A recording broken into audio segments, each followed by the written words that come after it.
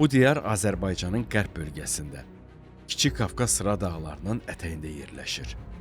Onun möcüzəsi əsrlərdir ki, insanlara real fayda verir. Məhz bu möcüzənin sehri dünyanın dörd bir tərəfindən insanları özünə cəlb edir. Hər il 10 minlərlə turist bura möcüzə axtarışı ilə gəlir və bəxtəvərliklə geri dönürlər.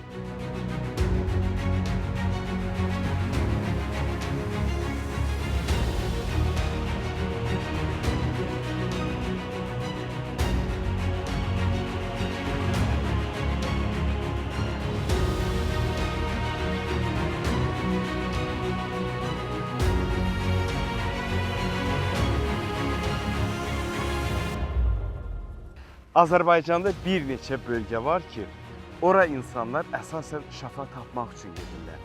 Belə bölgələrdən biri də möcüzəli nefti ilə tək Azərbaycanda deyil, dünyada tanınan Naftalandır. Naftalan nefti müalicə məqsədi üçün istifadə olunan dünyada yeganə və unikal neftdir. Bu neftin möcüzəsini kəşf eləmək və Naftalanı tanımaq üçün buradayıq. Salam Naftalan.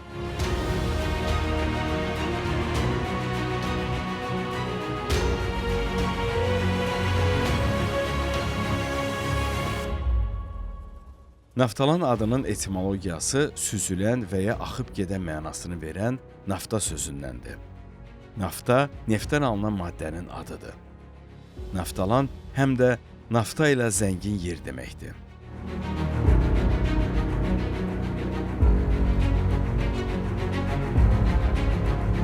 Naftalan şəhəri paytaxt Bakıdan 330 kilometr məsafədə yerləşir. Naftalana səfər eləmək üçün bir neçə nəqliyyat vasitələrindən istifadə edə bilərsiniz. O cümlədən təyyarədən də. Ən yaxın, yəni 60 kilometr məsafədə yerləşən Gəncə Beynəlxalq Hava Limanıdır.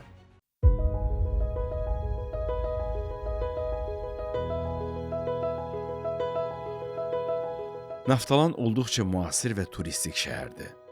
Eyni zamanda arxeoloji qazıntılar zamanı tapılan Şah Sarayı onun çox qədim bir ərazi olduğundan xəbər verir.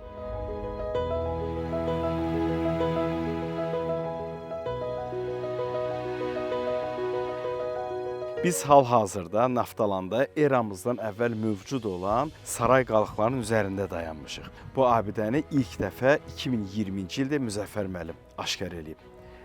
Müzəffər müəllim, bu abidə haqqında başqa nə demək olar? Tədqiqatlar nəticəsində abidənin Əhəmənilər dövrünə aid böyük saray qalığı olduğu müəyyənləşdirilmişdir.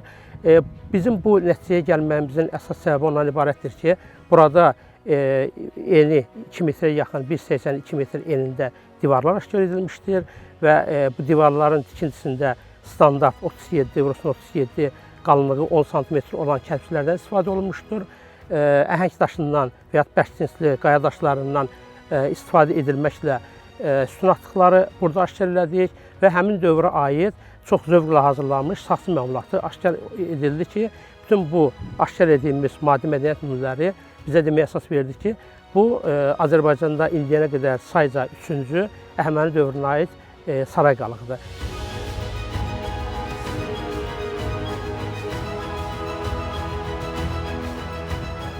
Naftalan yalnız unikal təbii sərvəti ilə deyil, həmçinin tarixi və zəngin arxeoloji abidələri ilə də cəlb edici bir məkandır. Arxeoloqların yeni kəşfləri nəticəsində Naftalan sirlərini bizə açır və bu bölgəyə olan diqqəti biraz da artırır. Naftalan əsas Azərbaycanın turizm məkanlarından biri kimi tanınır və bu abidənin yaxınlığı onu deməyə əsas verir ki, Naftalan təkcə sağlamlıq turizmi deyil, həm də arxeoturizm ilə də məşğul ola bilər. Ona görə də bu abidəmizin tədqiqi və təbliğinin çox böyük elmi əhəmiyyəti vardır.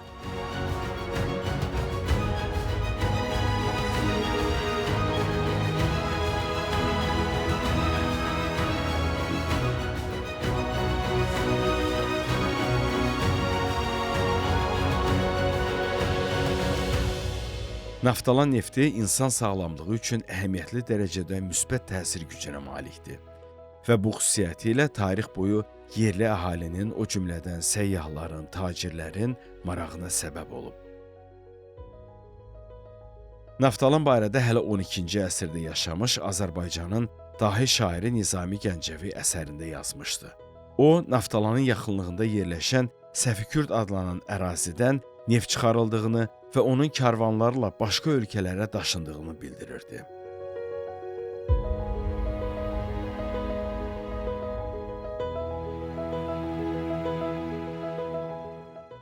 13-cü əsrdə yaşamış Avropalı səyyah Marco Polo da Azərbaycan ərazisindən keçəndə Naftalan ərazisində müalicəvi yağın quyulardan çıxarılaraq dəvələr vasitəsilə başqa ölkələrə daşındığını yazırdı.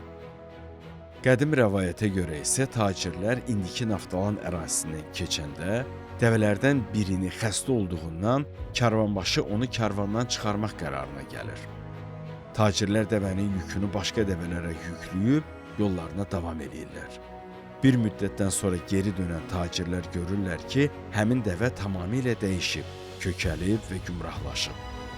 Dəvəni izləyəndə məlum olur ki, dəvə gölün sahilində gəzir, tez-tez gölə girib çıxır, sonra da onun kənarında yatır. Onlar gölə əl vuranda yağlı olduğunu görürlər. Məlum olur ki, dəvəyə şəfa verən məhz bu yağlı maye idi.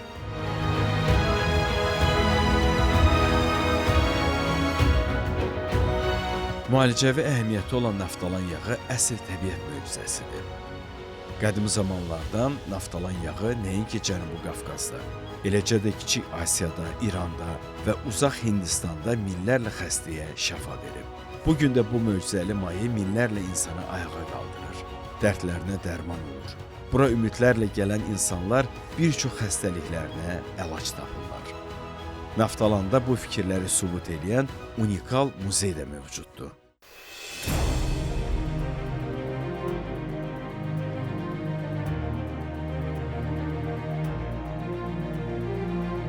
Azərbaycanda unikal, dünyada isə analoqu olmayan bir neçə muzey var. Onlardan biri də Naftalanda yerləşir, Əsa muzeyi. Bu muzeyin çox maraqlı bir tarixçəsi var. Belə ki, bura sağlamlıq üçün gələn insanlar şəfa tapandan sonra əsalarını, qoltuq çubuqlarını burada qoyub gedirdilər. Sonra isə onlar təşəkkür məktubları yazırdılar. Bu əşyalar o qədər çoxaldı ki, muzey yaratmaq ideyası ortaya çıxdı. 1983-cü ildə Naftalanda Əsa muzeyi yarandı.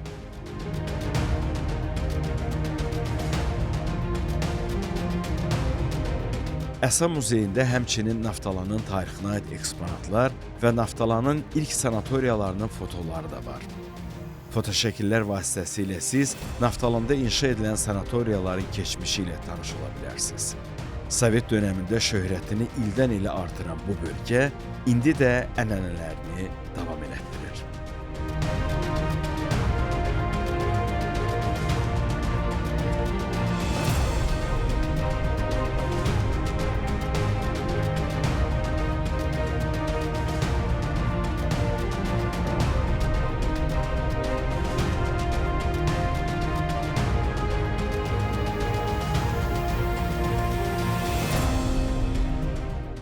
Uzun illər Naftalan yağı əl ilə qazılmış quyulardan çıxarılırdı. 19-cu əsrin ikinci yarısından Naftalan xarici sahibkarların diqqətini cəlb eləyir. Alman mühəndisi və iş adamı Yeger Naftalana gəlir. O, böyük bir sahə alıb bir neçə quyu qazdırır. Yeger sənaye üsulu ilə 250 metr dərinliyinə qədər quyu qazdıraraq neft çıxarmağa başlayır. Alman mühəndisi hasil elədiyi neftin tərkibində benzin fraksiyalarının olmadığını, yəni bu neft yanmadığını gördükdə əvvəlcə məyus olur. Sonradan Naftalanın müalicəvi xüsusiyyətlərindən xəbər tutur və maz istehsalı üçün Naftalanda kiçik bir zavod qurur. Çıxarılan neftin bir hissəsi Naftalan dərmanını hazırlamaq üçün Almaniya aparılır. Tezliklə Berlində məşhur Naftalan Yeger firması yaradılır. Beləcə, Naftalanın şöhrəti dünyaya yayılır.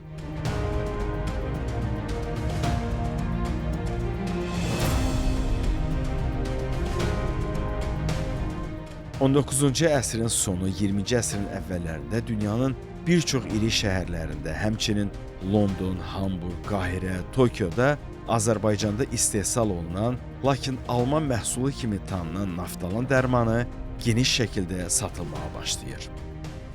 Rus-Yapon müharibəsi dövründə Yapon əsgərlərinin çantalarında içərisində naftalan məlhəmi olan kiçik qablar olurdu. Həmin qabların üzərində qısa, lakin çox ümidverici bir yazı vardı. Kimdə bu məlhəm varsa, o heç bir yaradan qorxmasın. Beləcə başlanğıcı uğursuz görünən hekayə sonda uğur hekayəsinə çevrilir.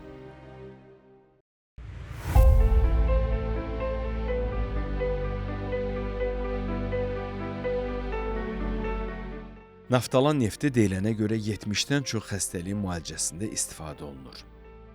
Bu neft əsəb, ginekoloji, uroloji, dəri və eləcə də qaraciyər xəstəliklərinin, həmçinin oynaqlarda olan problemlərin müalicəsi üçün effektli vasitələrdən biridir.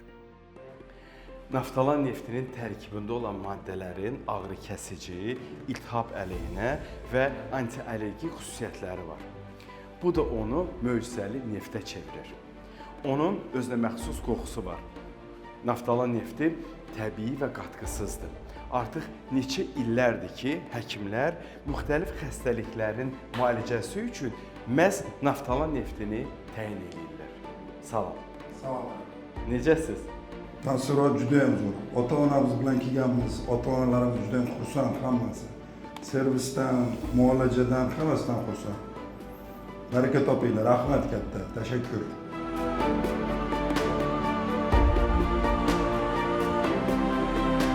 Burada yerləşən otel və müalicə sağlamlıq mərkəzləri naftalan vannalarında nativ neftdən istifadə eləməklə müalicəni təmin edirlər.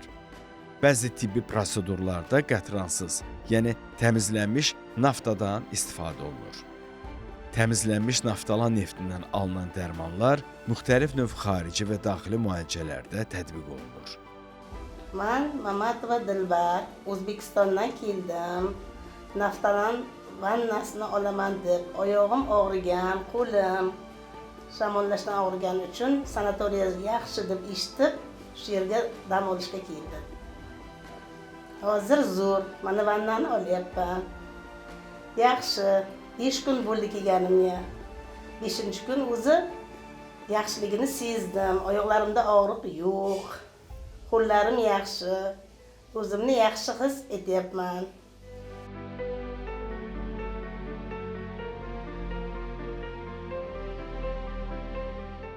Naftalan nefti ilə müalicənin müddəti minimal 7, maksimal 21 gün arası dəyişir. Müalicə müddəti ərzində pasientlər tibbi mütəxəssislərin və həkimlərin nəzarəti ilə mütləq fasilələrlə 4-12 vanna qəbul edirlər. Naftalan vannaları 38 dərəcə temperaturda təyin edilir. Bir vanna qəbulunun orta müddəti 8-10 dəqiqədir.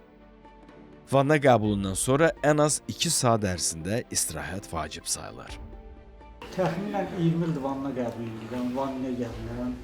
Onun naftalan vannasının deyirlər 1001 dərdin dərmanıdır, 60-70 müalicənin deyirlər dərdin dərmanı olduğuna görə mən də gəlirəm. Amma ağrımıram, heç bir ağrı da hiss eləmirəm. Yəqin ki, vanna qəbul edildiyimə görə də ağrımıram. Naftalan nefti dayaq hərəkət sistemi xəstəliklərinin müalicəsində də çox faydalıdır. Bunun üçün pasientlərə həkim göstərişindən asılı olaraq naftalan vannaları təyin edilir. Ümumi, oturaq və ya kamera.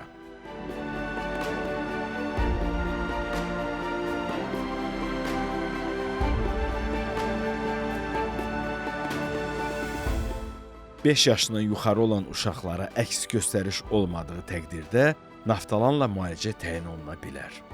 Onların fizioterapiyası və vanna qəbulu müddəti böyüklərdən fərqlidir. Yalnız həkimlərin müayinəsi və göstərişi müalicənin gedişatını təyin edir.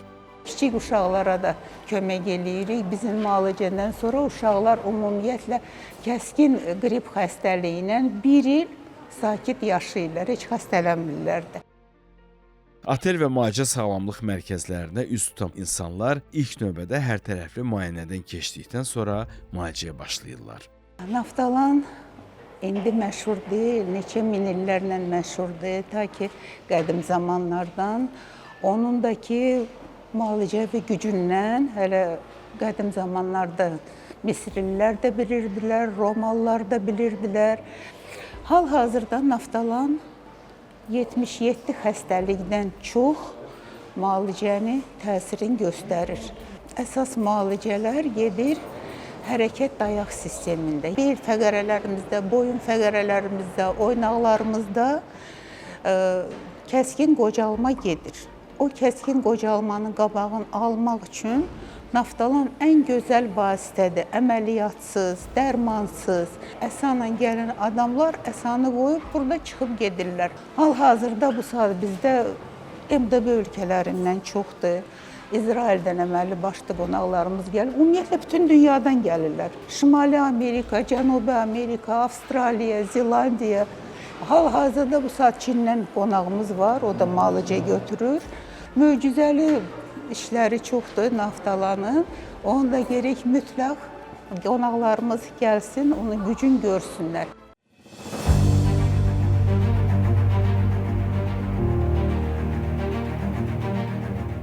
Naftalanda sanatoriyaların birinin ərazisindəyik. Onu da deyim ki, burada hər sanatoriyanın özünün müalicə və prosedur qaydaları var.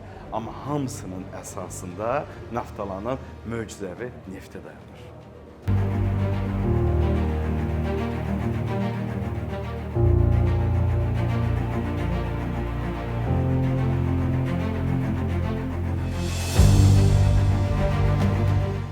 Naftalan nefti dəri xəstəlikləri üçün də əvəz olunmazdır.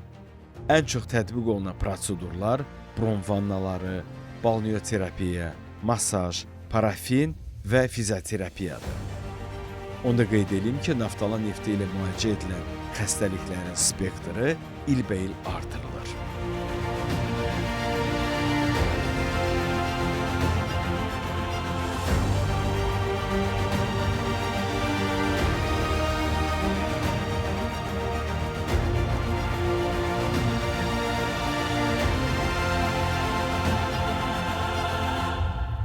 Меня зовут Наталья, я приехала из Алматы, Казахстан. Приехали вместе с мамой. Мама уже не первый раз сюда приезжает. Лечение очень помогает, она лечит суставы. Вот, и мы решили повторить, приехать еще раз. Мен Қазақстаннан келдім осы Нафталанға. Осы Нафталанға келгеннен бері күнде укол алатынмын, күнделікті таблеткалар ішетінмін. Нафталанға келгеннен бері таблеткіде уколда ішпеймін.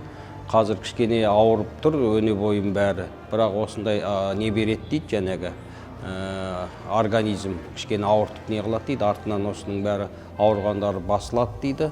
Аллаға шүкір, еміз жақсы, тамақтары жақсы, жүріп жатырмыз.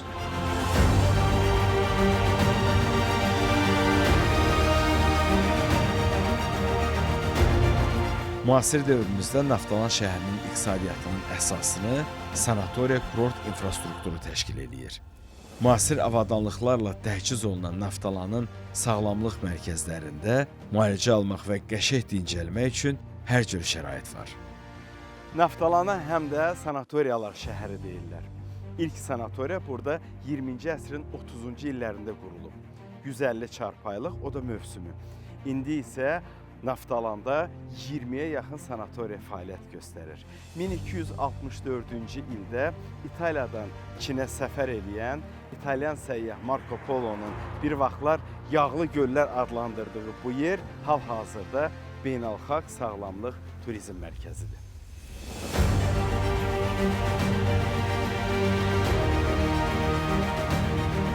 Burada göstərilən xidmətlərin əsasını dünyada analoqu olmayan Naftalan nefti ilə aparılan müalicələr təşkil edir. Sanatoriyalarda Naftalan neftinin istifadəsi ilə aparılan prosedurların rəngarəngliyi, həmçinin vitaminlərlə gücləndirilmiş Naftovitdən istifadə, Naftalan nefti və digər elektrofizioterapiyalarla müalicələr aparılan prosedurların effektini artırır.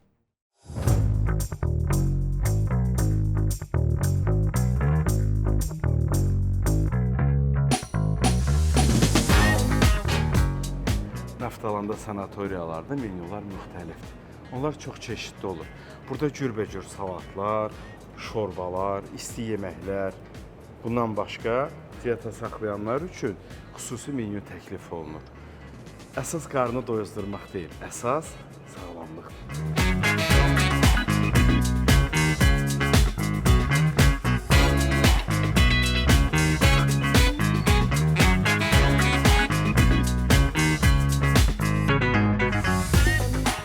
Naftalan şəhərində müalicə və istirahət eləmək il boyu əlverişlidir.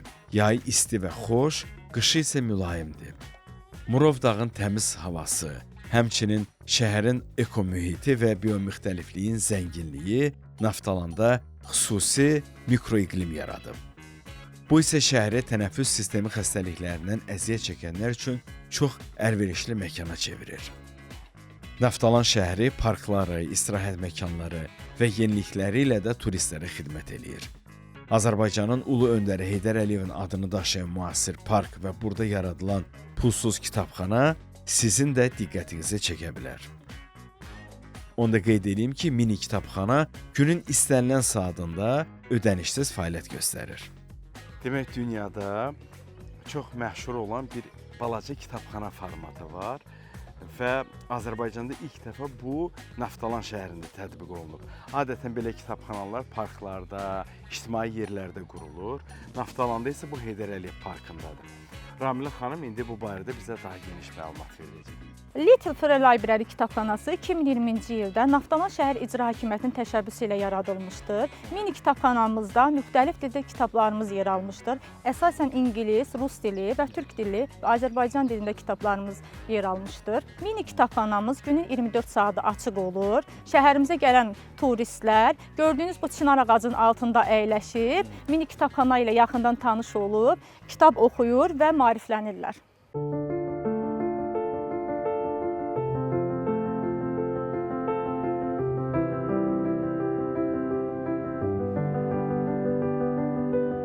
...2022-ci ildən şəhər sakinlərinin, həmçinin turistlərin məmnunluğu məqsədi ilə şəhərin bütün parklarında limitsiz və sürətli optik Wi-Fi ötürücüləri quraşdırılıb.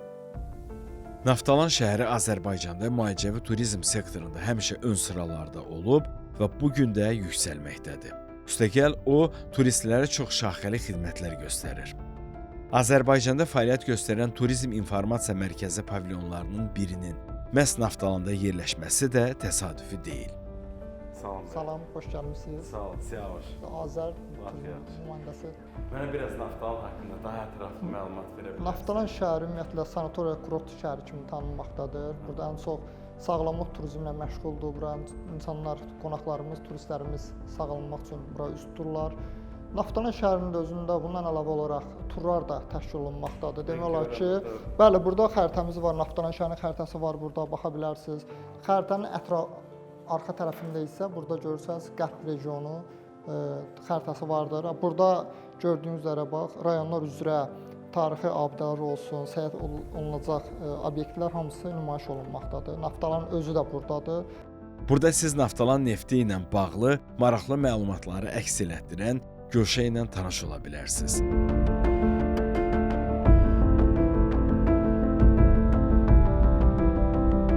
Mərkəzdə Naftalan şəhəri və yaxın rayonların turizm potensialı barədə ətraflı məlumat təqdim edilir.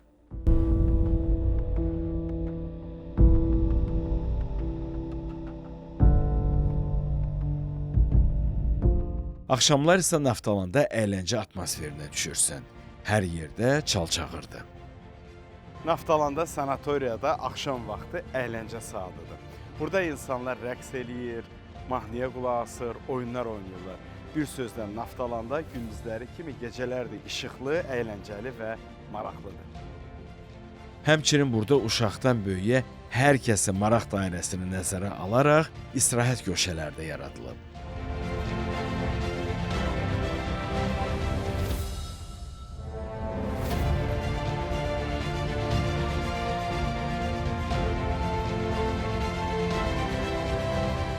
Dünyada yeganə təbii neftlə müalicə mərkəzi sayılan, bugün beynəlxalq turizm mərkəzinə çevrilən Naftalan şəhəri ilbəil dəyişir və imkanlarını artırır. Bu da öz növbəsində şəhərə gələn yerli və xarici turistlərin ildən ilə artmasına səbəb olur.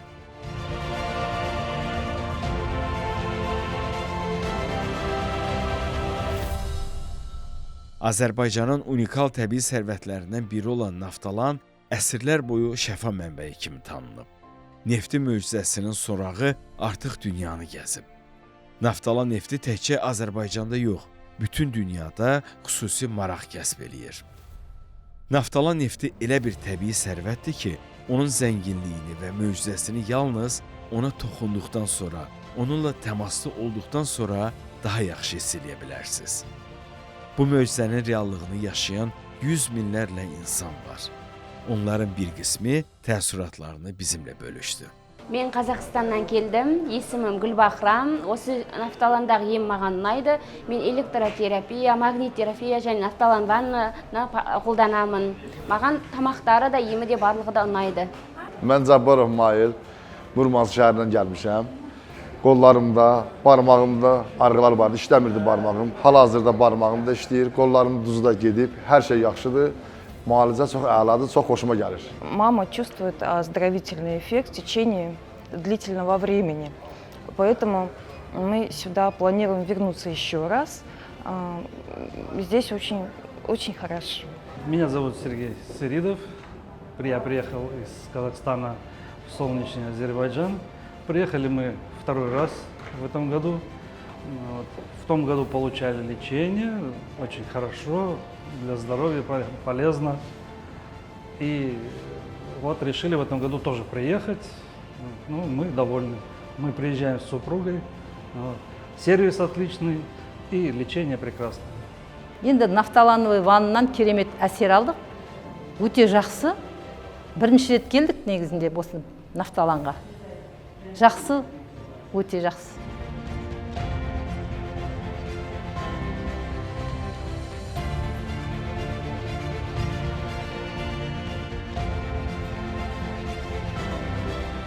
Naftalana gələn insanlar ondan ayrılanda xoş təəssüratların əlaməti olaraq özləri ilə mütləq biraz naftalan aparırlar.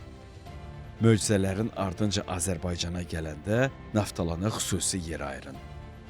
Burada siz tək şəfa deyil, həm də gözəllik tapacaqsınız. Я в свой день рождения исправляю в Нафталане, в санатории Нафталан. Я приехал сюда из Узбекистана на лечение. Мне очень нравится. Персонал очень хороший, люди добрые. Я надеюсь, я буду часто приезжать. И другим тоже советую здесь лечиться.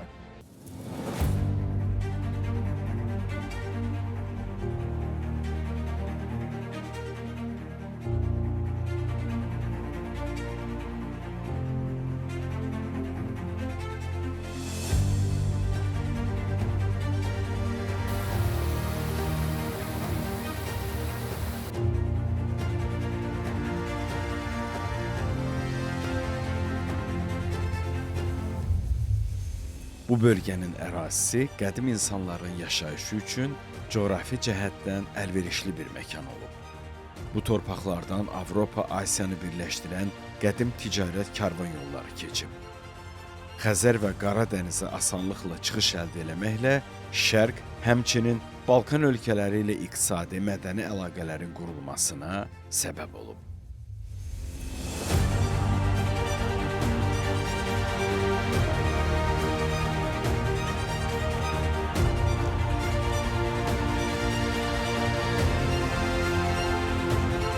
Zəngin tarixə sahib bu torpaq neçə sivilizasiyaların, tarixi hadisələrin şahidi olub.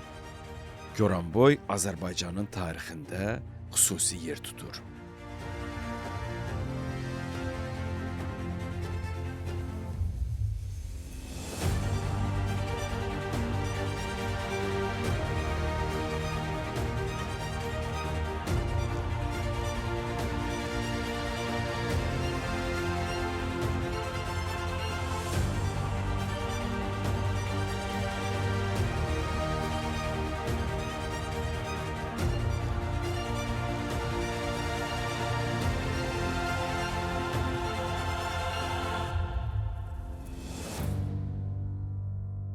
Bu bölgənin bir tərəfi düzənlik, o biri tərəfi isə dağlıqdır. Hər iki tərəf tarixi abidələr və təbiət gözəlliyi ilə zəngindir. Kiçik Qafqaz dağlarının şimal-şərqində Murov dağ silsiləsinin əhatəsində yerləşən bu diyarda tarixə düşən iki müqavilə imzalanıb. Bugün onu kəşf eləmək üçün, tanımaq üçün buradayıq. Bura Goranboydur. Salam Goranboy.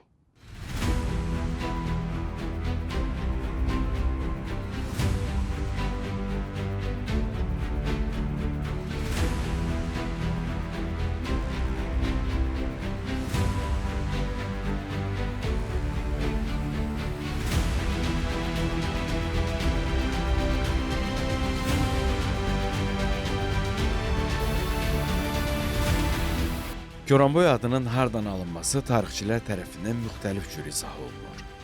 Tanınmış Yunan alimi coğrafiyaşünas Strabonun coğrafiya əsərində adı çəkilən 26 tayfanın içərisində Ger tayfası da var ki, bəzi tarixçilər Goran sözünün oradan qaynaqlandığını bildirirlər.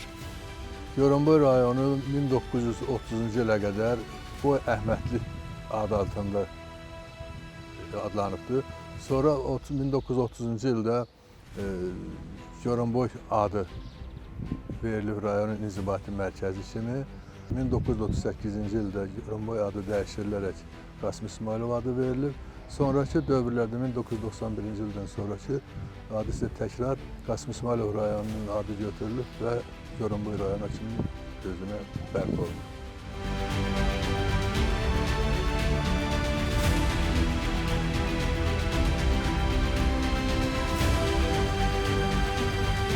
Goranboy rayonunun əsas adı Gor sözündən götürülüb, ocaq yeri deməkdir və boy da orada yaşayan xalqın hansı boydan olduğunu göstərən bir işarə kimi öz əhəmiyyətini bu günlərdə daşıyır.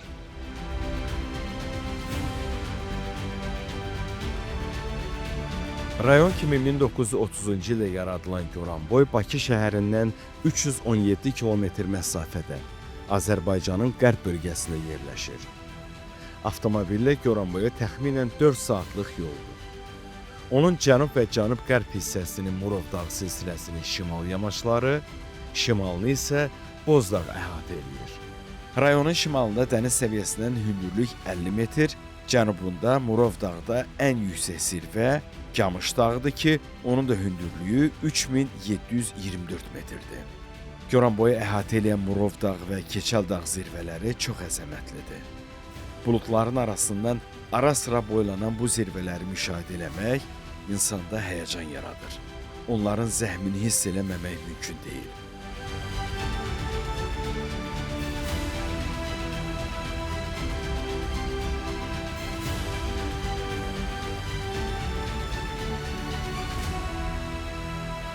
Bu dağlarda müxtəlif dövrlərdə bir çox qalalar, Alban məbədləri salınıb ki, onların da bəziləri günümüzə kimi sağ-salamat gəlib çıxıblar.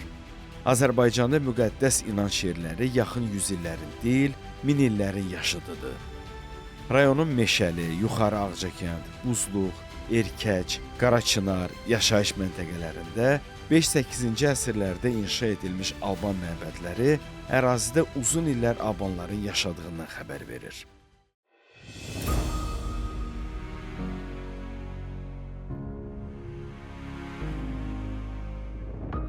Bu abidələr eramızın 1-ci əsrindən 17-18-ci əsrlərinə kimi böyük bir dövrü əhatə eləyirlər.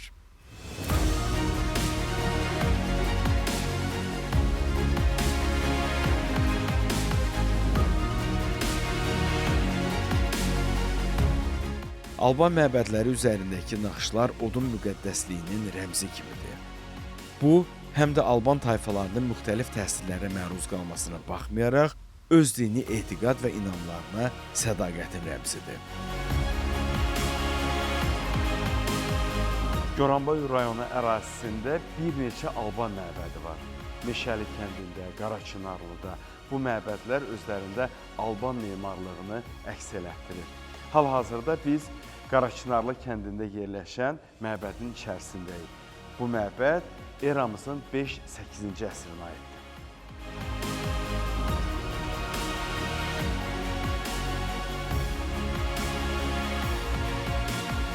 Meşəli kəndində yerləşən Alban məbədində aparılmış tədqiqatlar nəticəsində 7-ci əsrə qədər tikildiyi, 12-13-cü əsrlərdə isə onun yenidən bərpa edildiyi müəyyən edilib.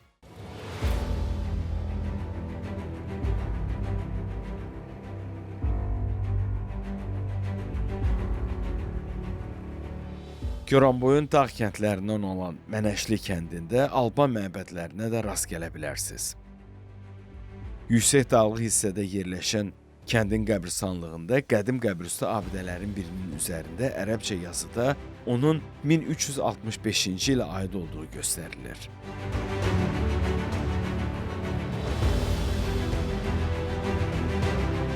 Goranboy ərazisindəki memarlıq abidələri içərisində Səfikürd və Rəhimli türbələri xüsusi yer tutur.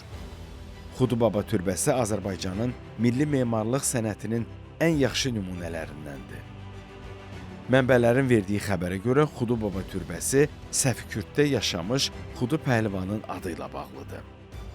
Goranboy ərazisində Arran memarlığı üslubunda tikilmiş bu abidələr memarlıq, rəssamlıq, sənətşünaslıq və sairələri baxımından diqqəti cəlb edir. Bu türbələrdə həmin dövrün görkəmli adamları, alimlər, səyyahlar, loğmanlar, şairlər dəfn olunublar. Goranboy həm də Azərbaycanda məşhur olan çox dəyərli elm sənət adamlarının, qəhrəmanların, o cümlədən teatr xadimi Əsgər ağa Goraninin, dövlət xadimi Aslan bəy Səfikürtskinin, əmək qəhrəmanı məşhur pambıqçı Bəsti Bağırovanın, şair Əli Nəzminin, yazıcı İsmail Qarayevin, həmçinin onlarla tanınmış şəxsiyyətlərin diyarıdır. Məşhur nəsillərdən birinin nümayəndəsi 19-cu əsrin görkəmli Azərbaycan tarixçisi və ictimai xadimi Mirzə Adgözəl bəydir. Bura Goranboyun Rəhimli kəndinin ərazisidir. Burada 12-19-cu əsr memarlığının ən gözəl nümunələrini özündə əks elətdirən 6 türbə var. Bu türbələrin 4-ü kərpişdən, ikisi isə çay daşından hörülüb.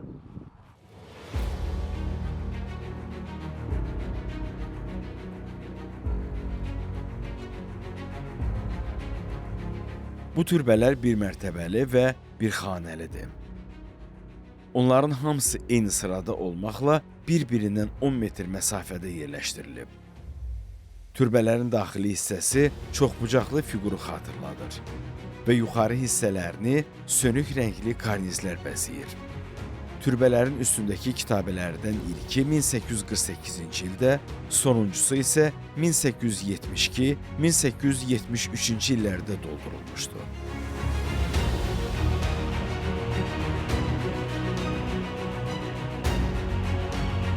Bu türbələr dövrünün ziyalısı Mirzə Adgözəl bəyin və onun ailə üzvlərinin qəbrüstü abidəsidir. Onu da deyim ki, Adgözəl bəy Qarabağnamə tarixi əsərinin müəllifidir.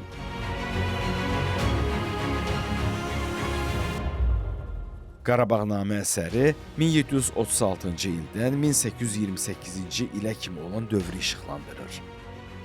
Əsər 1813-cü ildən sonra Qarabağda baş verən hadisələri təsəvvür edən ilk mənbədir. Mirzə Adgözəl bəy Rusiya imperiyasının hərbi administrativ strukturunda xidmət edirdi və o 2-ci dərəcəli leytenant rütbəsinə qədər yüksəlmişdir. Mirzə Adgözəl bəy həm də dövrünün kamil ziyalısı olub. O, şeirə, sənətə dərin hörmət bəsləyib. 19-cu əsrin yadigarları olan bu abidələrin ikisi zaman-zaman dağılsa da, 4-ü günümüzə qədər salamat gəlib çıxa bilib.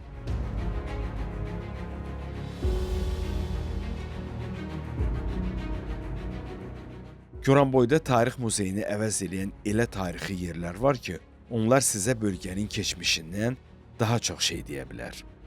Bu abidələr keçmişin ruhunu daşıyır.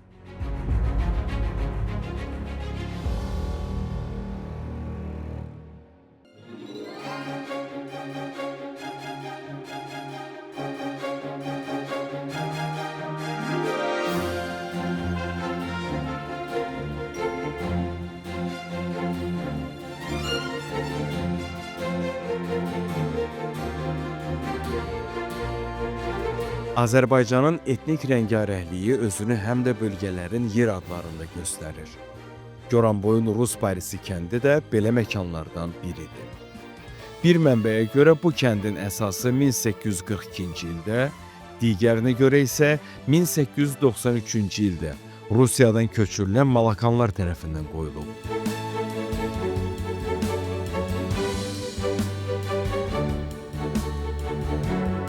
Bura Goranboyun dağlıq ərazisidir.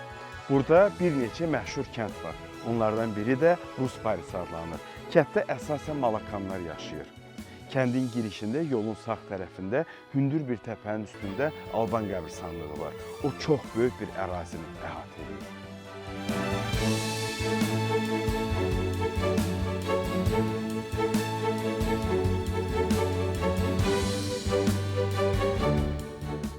Kəndin girəcəyindəki hündür təpə üzərindəki qəbristanlıq, başdaşları, oradakı yazılar, işarələr bu torpağın qədim insan məskəni olduğunu göstərir.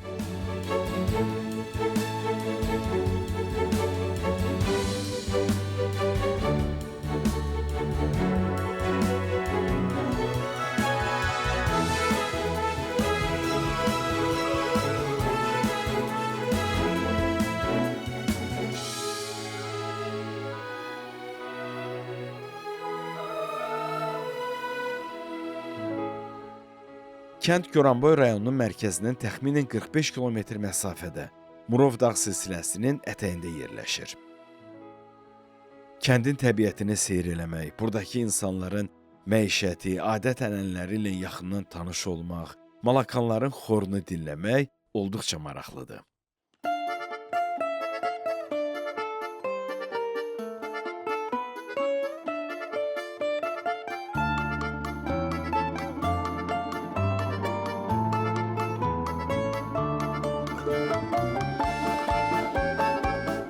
Rus Parisi kəndində yaşayan malakanların öz mədəniyyəti, öz adətləri və öz həyat tərzləri var. Bir də onlar çox gözəl xorla oxuya bilirlər. Tut, пожалуйста.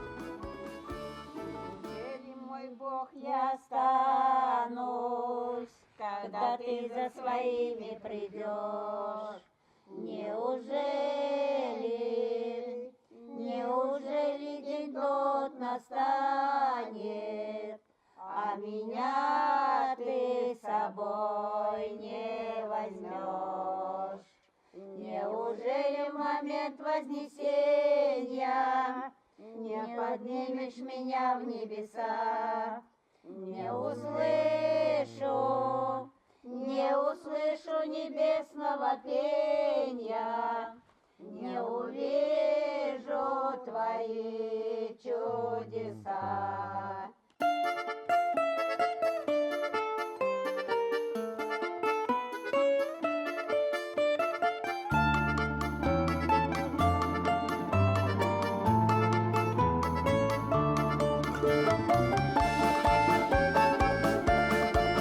Rus Parisi kəndi dağətəyi ərazidədir.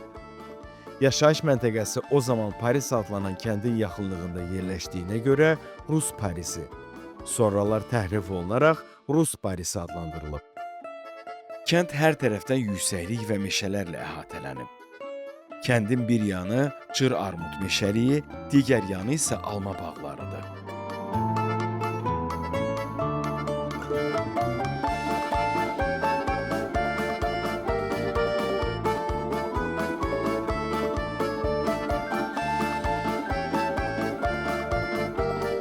Bu meşələrdə həm də çoxlu faydalı müalicəli ot və digər bitkilər yetişir. Kəndin yaxınlığındakı kiçik göllər də bu yerin mənzərəsinə əlavə bir gözəllik qatır.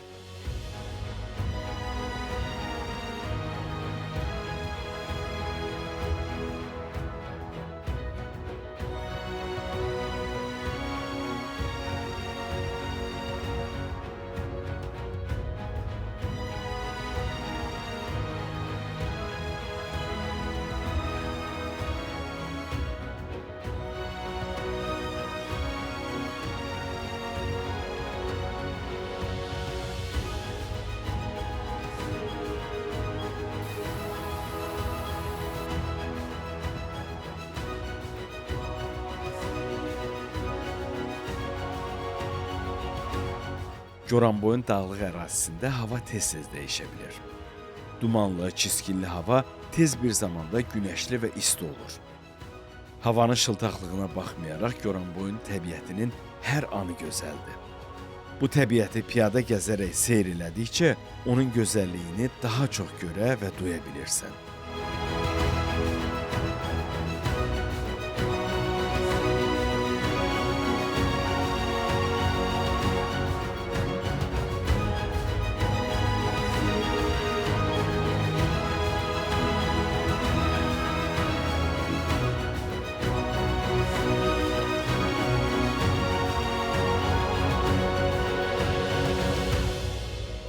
Goranboyun dağ kəndlərinin seyrinə çıxanda mütləq onları əhatə edən meşələrdə piyada gəzin və ya orada piknik qurun.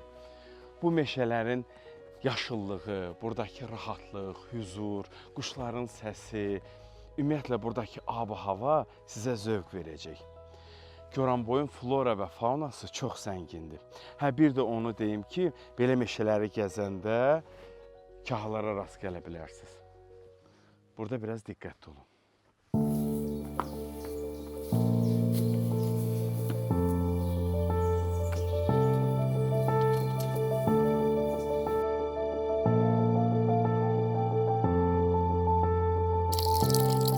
Goranboyun bulaqları da dillər əzbəridir.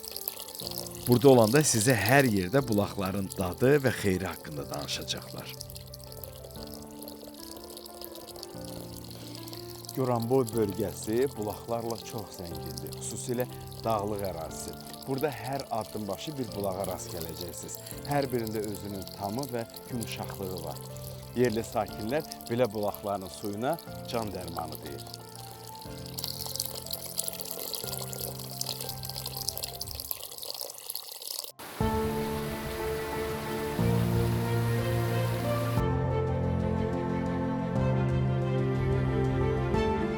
Goranboyda olanda əzəmətli Murov dağı yaxından görmək şansımız var idi. Təəssüf ki, 2 dəfə cəhd eləməyimizə baxmayaraq duman bizə imkan vermədi. Hətta 3000 metr yüksəkliyə qədər ayağına getsək də, Murov dağ buludların arasında dumanda gizləndi. O, hətta bu halında belə sehrini, ofsununu saxlamışdı.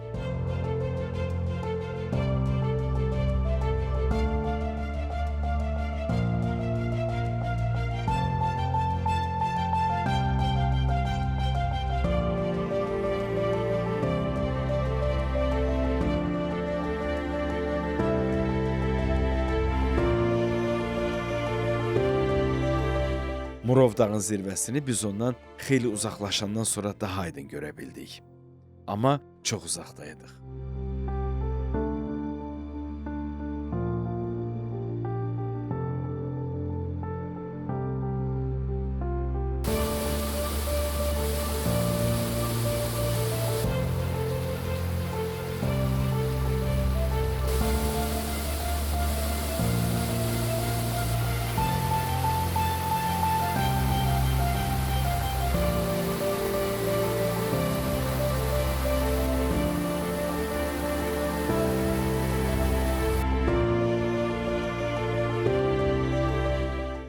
Goranboyun ən məşhur turizm zonaları Murov dağ yamaçları, həmçinin Aşağı Ağcakənd, Yuxarı Ağcakənd qəsəbələri, Ballıqaya, Buzluq kəndləri və nəhayət qonşuluqda yerləşən Naftalan şəhəridir.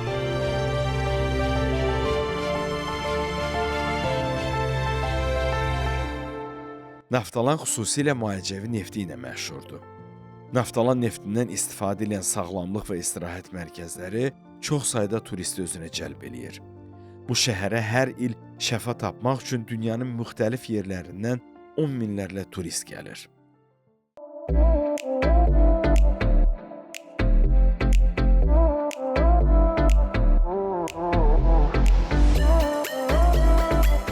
Gələn turistlər Goranboyun dağlıq ərazisində yerləşən istirahət məkanlarından da istifadə eləmə şansını əldən vermirlər. Ağcakənd qəsəbəsində çay boyu salınan istirahət məkanları həftə sonu xüsusilə coşqulu olur. Yüzlərlə insan bura dincəlməyə, əylənməyə gəlir. Bunun üçün ərazidə hər cür əyləncə var.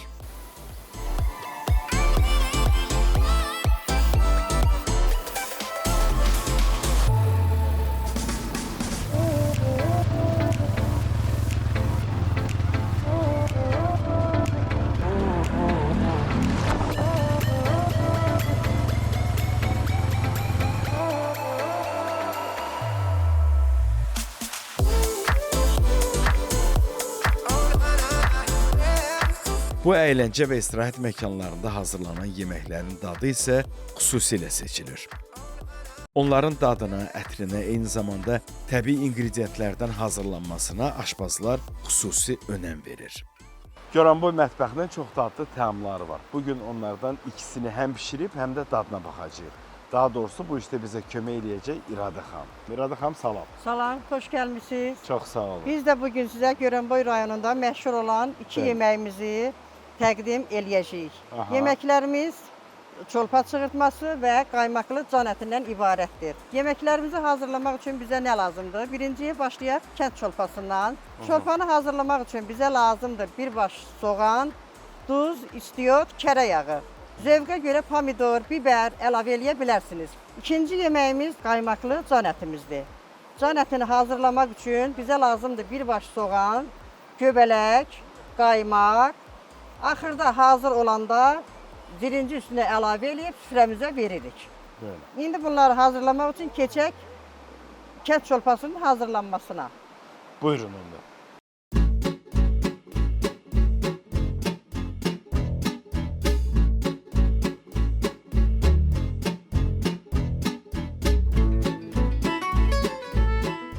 Goranboy mətbəxi Azərbaycanın zəngin və qədim kulinariya mədəniyyətinin bir hissəsi olan ləzzətli və unikal yeməklərlə tanınır. Burada yerli məhsullardan hazırlanan xüsusi dada malik yeməklər çoxdur. Goranboy mətbəxində əsasən ət yeməkləri, müxtəlif xəmir xörəkləri, həmçinin təndir çörəyi kimi ənənəvi Azərbaycan təamlarına rast gəlmək olar. Bu toyuq çığırtmasıdır, kartofla qızardılıb. Əvvəl toyuğun dadına baxaq.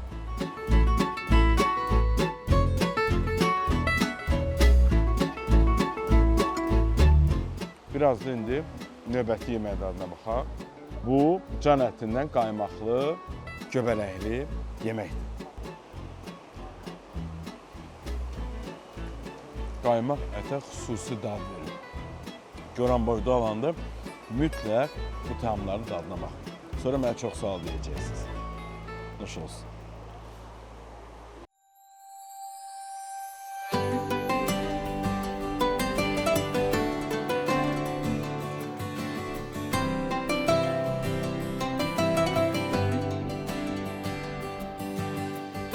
Goranboy zəngin tarixi və füsunkar təbiəti ilə sizi təəccübləndirəcək qədər gözəl və təkrarsız bölgədir. O bura qonaq olan hər kəsi valeh edəcək qədər imkanlara sahibdir. Zəhmli və möhtəşəm dağ zirvələri isə əminəm ki, sizdə heyrət yaradacaq. Bu bölgənin insanları da özü kimi gözəl, qürurlu və çox qonaqpərvərdirlər. Bu qonaqpərvərliyi siz addım başı hiss eləyəcəksiniz. Bu bölgəni təkrar görmək, havasını duymaq, zirvələrini fəth eləmək arzusu ilə ondan ayrılırıq. Əminəm ki, burada kəşf olunası hələ çox yerlər var.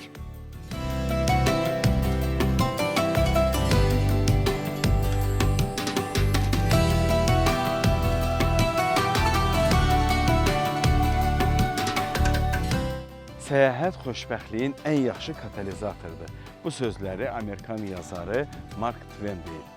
Çünki yeni tanışlıqlar, yeni mədəniyyətlər, yeni insanlarla ünsiyyət sizdə xoş təəssüratlar yaradır. Bu isə sizi xoşbəxt edə bilər. Əgər belə bir xoşbəxtliyi özünüzə hədiyyə eləmək istəsəz və Azərbaycana səfər eləsəz, o zaman Goranboyu da siyahınıza əlavə eləyin. Gəlin, görün, tanıyın və yeni bir xoşbəxtliyi özünüz üçün kəşf edin.